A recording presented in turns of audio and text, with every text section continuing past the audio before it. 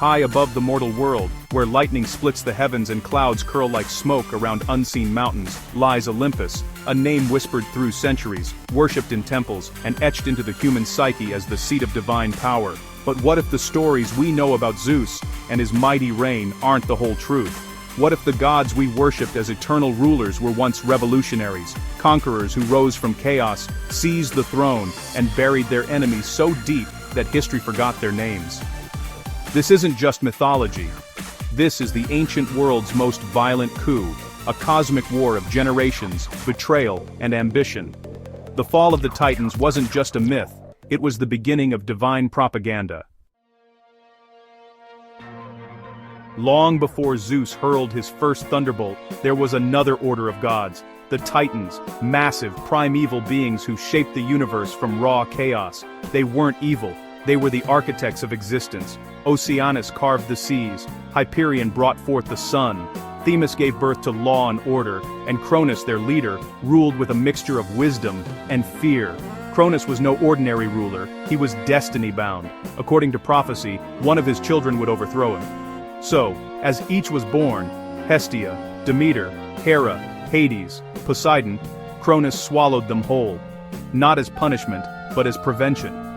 Imagine a god so terrified of losing power that he devoured his own bloodline to stop it.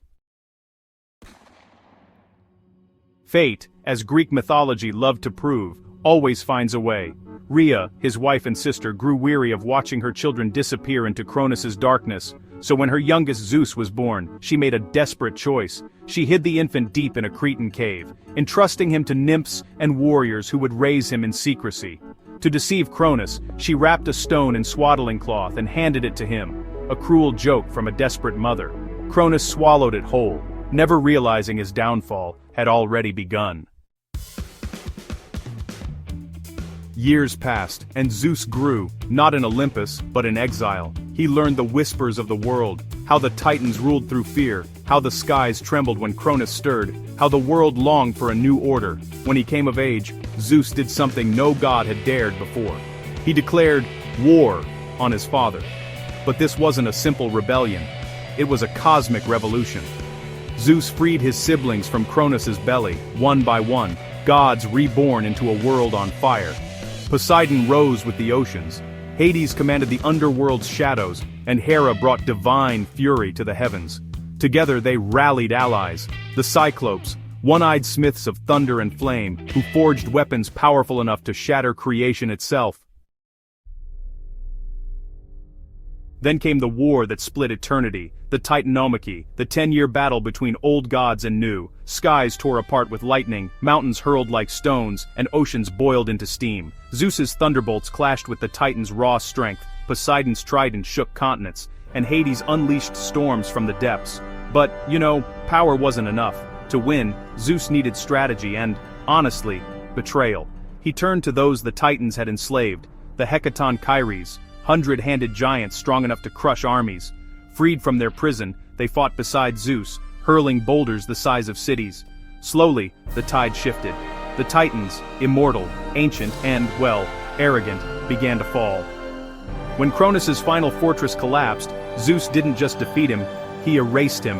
The Titans were chained and cast into Tartarus, a pit so deep even the sun forgot it existed, guarded by monsters forged from shadows. They would remain eternally conscious, eternally broken.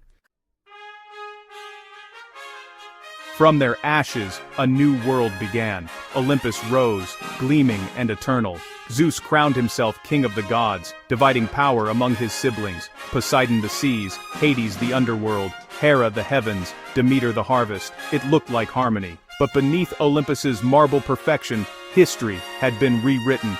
The victors had become gods. The Titans had become monsters.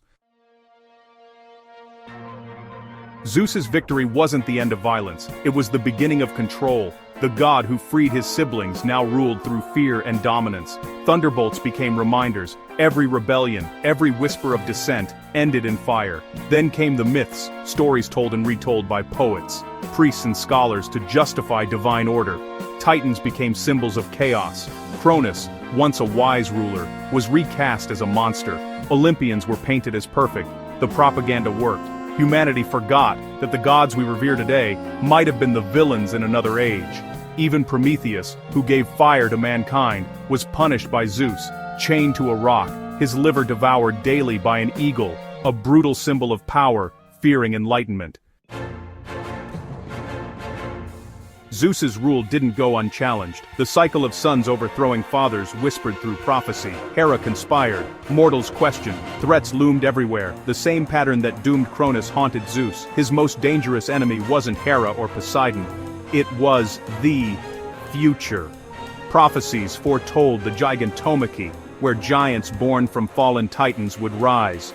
And beyond that, a final reckoning. A new god, born not of Olympus but of mankind, would someday challenge Zeus and end divine order. The Greeks saw this cycle as truth. Power, mortal or divine, always repeats. Inherited, abused, destroyed, reborn. Even gods could fall. Zeus's story echoes because it mirrors humanity. The rise and fall of empires, leaders promising freedom only to become tyrants themselves. The lightning stays the same. Thrones change. Faces change. Some historians suggest these myths may trace back to prehistoric conflicts, tribes overthrowing older civilizations, erasing their gods, rewriting their myths. The Titanomachy could symbolize cultural revolution, new orders overthrowing primal worlds. The victors rewrite history. Old gods become demons, new gods become heroes. It's a story as old as humanity, as modern as politics. Over centuries, Zeus's image evolved.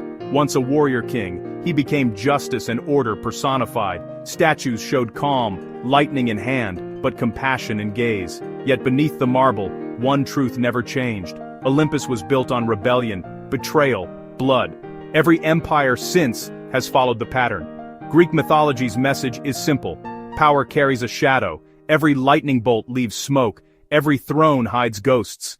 Zeus rose against his father only to become him, a mirror of power itself. Olympus never fell, it just changed form. From myth to empire, from thrones to governments, from thunderbolts to missiles, the cycle continues. The echoes of Olympus are still with us. Next time thunder rolls across the sky, remember, it might not just be weather, it might be history speaking. The gods reminding us of the war that never truly ended, the one between chaos and control, freedom and fear, power and downfall. Somewhere in those echoes, Zeus still reigns. Not in the clouds, but in the human heart's endless hunger to rule. And maybe that's the real myth that never dies. If this journey through ancient power and hidden history left you thunderstruck, don't fade into the silence just yet. Hit like, subscribe, and turn on notifications, because we're diving deeper into the myths the gods tried to bury. From forbidden oracles to lost temples, from divine betrayals to mortal rebellions, history isn't dead, it's just sleeping in the clouds, and the next storm might just wake it.